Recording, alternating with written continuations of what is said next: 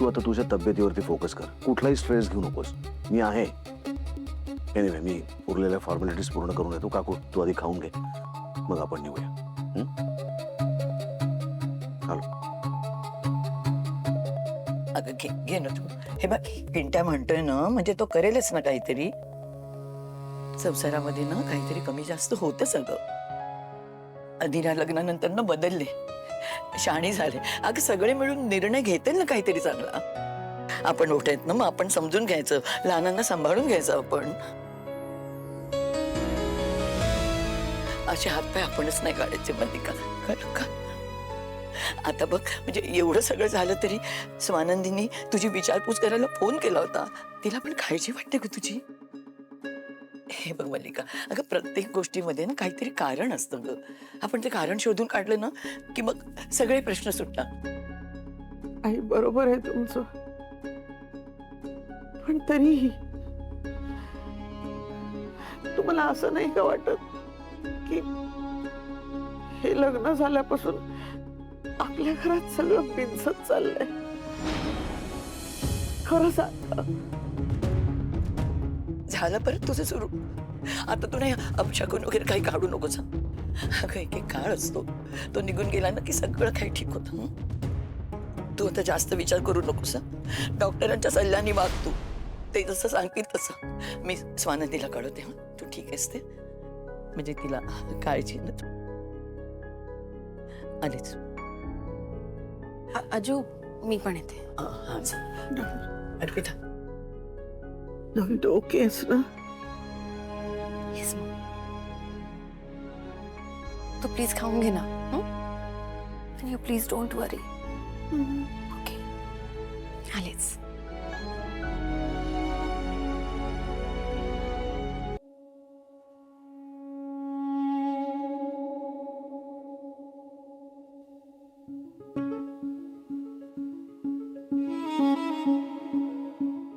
ऐक ना ताई, अगं मला खूप हेल्पलेस फील होतंय ग. मला जेन्युइनली कळत नाही हे कशात अडकलोय मी. लग्न म्हणतात ह्याला, मुळात अडकलोय हेच म्हणू नकोस, ते चूक आहे. यार ताई, ऍटलिस्ट तू तरी याचा लिटरल मिनिंग घेऊ नकोस ना. पण अरे माझा डोक्याचा ना खूप गोंधळ उडलाय ग. सगळे एकमेकांना उलट बोलतायत, एकमेकांवर ब्लेम करतायत. आणि तुला माहिती यात पिसला कोण जातोय? मी. एक सांगू का तुला, राग येणार नसेल तर? या सगळ्यात तुझी चूक आहे असं मला वाटतंय. माझी?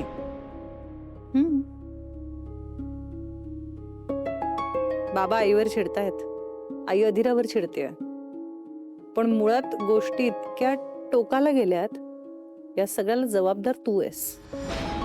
यार चल ओके, आय ॲग्री. पण मला सांग, मी अजून काय करायला हवं होतं? अगं अधिरा जेव्हा घर सोडून जात होती तेव्हा मी तिला थांबवायचा खूप प्रयत्न केला. त्याच्या आधी जेव्हा आई तिला बडबडत होती तेव्हा तिलाही थांबवण्याचा खूप प्रयत्न केला. पण तुला आपली आई माहिती आहे ना, अगं एकदा बोलायला लागली की बोलतच राहते.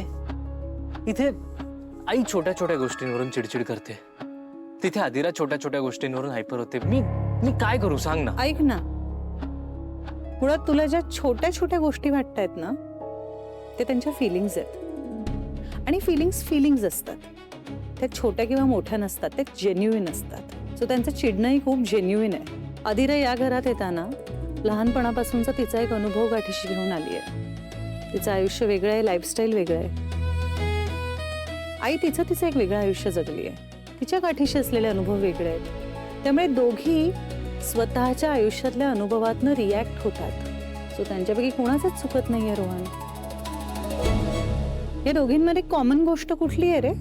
तुमच्या लग्नाच्या आधी अधिरा आणि आईचं काही नातं होतं नाही ना? तिचं नातं तुझ्याशी आहे ना.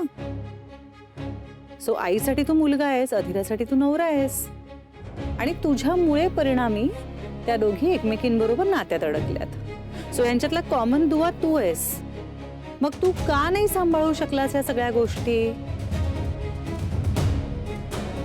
लग्नानंतर जबाबदारी घेतली पाहिजे. ती कुठली? ती इथून सुरू होते ना. का गोष्टी समजुतीने तू त्यांना नाही समजावू शकलास? अरे मी राहते त्या घरामध्ये. अधिरा कशी वाढली आहे ना, ते मी रोजच्या दिवशी पाहते आज त्या घरात. त्यांच्या घरात ना अशा छोट्या छोट्या गोष्टींसाठी माणसं आहेत अरे. म्हणजे माझी तर चिडचिड होते कधीतरी की अरे ह्या बेसिक गोष्टी आपण आपल्या आपल्या करून टाकू शकतो, पण नाही, त्यांच्या घरात तसं वागलंच जात नाही. असं असताना सुद्धा अधिरा या घरात येऊन खूप गोष्टी करते. कोणासाठी? तुझ्यासाठी. अगं ताई, पण मी कुठे तिला काय बोलतोय? इनफॅक्ट त्यांच्यात जेव्हाही भांडणं झाली आहेत ना, तेव्हा मी आईला नेहमी गप्प केलंय. हवं तर तू अधिराला विचार. एक्झॅक्टली. तुला कळतंय का, इथेच चुकतोयस तू. तू आईला गप्प करणार म्हणजे आईची चिडचिड होणार. आई आणि अधिरा ह्या ना तुझ्यामुळे एकमेकींबरोबरच्या नात्यात आहेत रोहन. मुळात बाईला कसं बनवलंय माहितीये का, तिच्यामध्ये ना एक पॉझिटिव्ह एलिमेंट टाकलेला आहे देवाने. त्यामुळे आईसाठी अरे बापरे, आता माझा मुलगा शेअर होणार आहे, या फिलिंग मधून ती ऑलरेडी थोडीशी बिथरलेली असते. पण तुझ्यावर तो राग काढू शकत नाही म्हटल्यावर ती तो राग सुनेवर काढते. आणि सून, स्पेशली अधिरासारखी जी स्वतःच्या घरात लिटरली तिच्या तोंडून शब्द निघायच्या आधी तिच्यासमोर गोष्टी आल्यात, असं असताना ती इथपत ऍडजस्ट करून आलेली आहे. पण ती किती ऍडजस्ट करणार? का म्हणाले मी तुला चुकलास असं रोहन? मुलगी ना सासूच्या जाचामुळे घर सोडून जात नसते. अरे एकदा तिला बाजूला घे आणि सांग की हो तू बरोबर आहेस, मला पटतंय, पण ती माझी आई आहे, तिला घे सांभाळून. एवढं बोललास ना तरी तिला पुरतं. आणि मग ती त्या सासूचा सगळा जाच सहन करते. आणि ऍट द सेम टाइम आईला सुद्धा की अगं मी तुझा मुलगा आहे आणि ती पोझिशन कुणी घेऊन जात नाहीये, त्यामुळे तू सिक्युअर राहा. ही सिक्युरिटी तुला ह्या दोघींनाही द्यावी लागणार आहे. मुलाने नात्यात जबाबदारीने वागायचं म्हणजे काय करायचं तर हे करायचं, इथून सुरुवात होते. ते जे काय लग्नाचे 9 दिवस म्हणतात ना, ते असे निघून जातात अरे. मग संसाराचे चटके लागायला लागतात. आणि ते जर का तुम्ही एकमेकांबरोबर सांभाळले नाहीत ना, तर पुढे काही नाही होऊ शकत. आजच्या सोशल मीडियामुळे आपल्याला सगळंच आदर्श वाटतं की नाही, त्यामुळे एखाद्या कपलला बघायचं आणि वाव हे कसलं आयडियल कपल आहे, मला खूप आवडतं असं म्हणत आपण त्यांना नाही फॉलो करू शकत.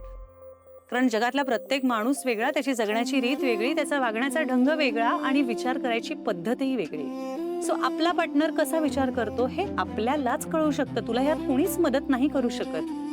सो तुझं तुला शोधावं लागणार. या सगळ्या परिस्थितीमध्ये एकमेकांबरोबर आनंद शोधून काढावा लागणार. कारण तो आनंद जर तुम्ही शोधू शकला नाहीत ना, तर नात्यात एकटं पडल्यासारखं होतं.